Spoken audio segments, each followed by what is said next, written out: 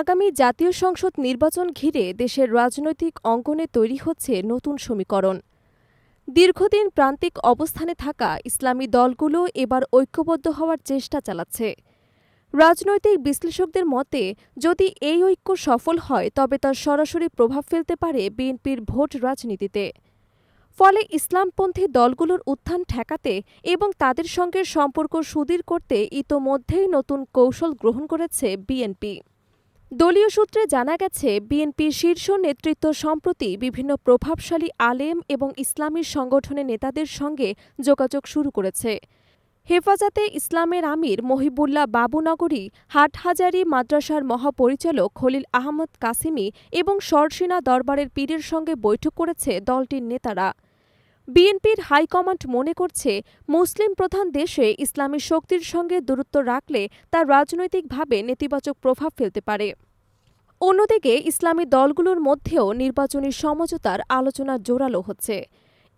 ইসলামী আন্দোলন বাংলাদেশ, চরমোনাই পীর, এমনকি জামায়াতে ইসলামী সবাই একজোট হওয়ার চেষ্টা করছে বলে রাজনৈতিক মহলে গুঞ্জন চলছে।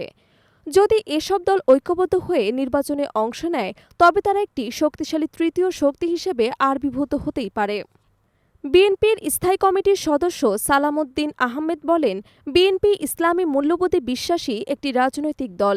এদেশে ইসলামী দলগুলোর সঙ্গে সম্পর্ক দৃশ্যমান করতে হবে, নইলে জনগণের কাছে বিএনপি ইসলামপন্থীদের প্রতিপক্ষ হিসেবে প্রতীয়মান হতেই পারে। তিনি মনে করেন, ইসলামী শক্তির প্রতি ইতিবাচক বার্তা দেওয়া ছাড়া বিএনপির সামনে কোনো বিকল্পই নেই।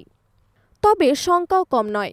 বিএনপির ভেতরে আশঙ্কা রয়েছে, যদি ইসলামী দলগুলো সফলভাবে ঐক্যবদ্ধ হয় তবে তারা বিএনপির ভোট ব্যাংকে ক্ষয় করতে পারে এবং মূল প্রতিদ্বন্দ্বী হিসেবে আবির্ভূত হতেই পারে। এজন্য দলটি দ্বিমুখী কৌশল নিয়েছে। একদিকে ইসলামী দলগুলোর সঙ্গে সম্পর্ক জোরদার করা, অন্যদিকে নিজেদের ঐতিহ্যবাহী ভোট ব্যাংক ধরে রাখা। সূত্র বলছে, এজন্য তৃণমূল পর্যায় পর্যন্ত ইসলামী সংগঠনের সঙ্গে যোগাযোগ বাড়ানোর নির্দেশ দিয়েছে হাইকমান্ড। অন্যদিকে জামায়াতে ইসলামীও ইতিবাচক বার্তা দিচ্ছে। দলটির নায়েবে আমির শহীদ আবদুল্লাহ মোহাম্মদ তাহের বলেন, বর্তমান পরিস্থিতি পুরোপুরি অনিশ্চিত। তবে ইসলামী দলগুলোর ঐক্য এবং দেশপ্রেমিক শক্তির সমঝোতা আগামী নির্বাচনে গুরুত্বপূর্ণ ভূমিকা রাখবে। রাজনৈতিক বিশ্লেষকরা মনে করছেন, ইসলামী দলগুলো যদি ঐক্যবদ্ধ হয়ে মাঠে নামে তবে তারা তৃতীয় শক্তি হয়ে উঠতে পারে। এতে বিএনপির জন্য যেমন নতুন চ্যালেঞ্জ তৈরি হবে, তেমনি ক্ষমতাসীন দলও নিজেদের কৌশল পাল্টাতে বাধ্য।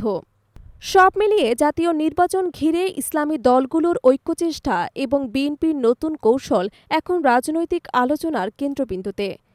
আগামী দিনগুলোতে এই সমীকরণ আরও জটিল হয়ে উঠবে বলেই ধারণা করা হচ্ছে।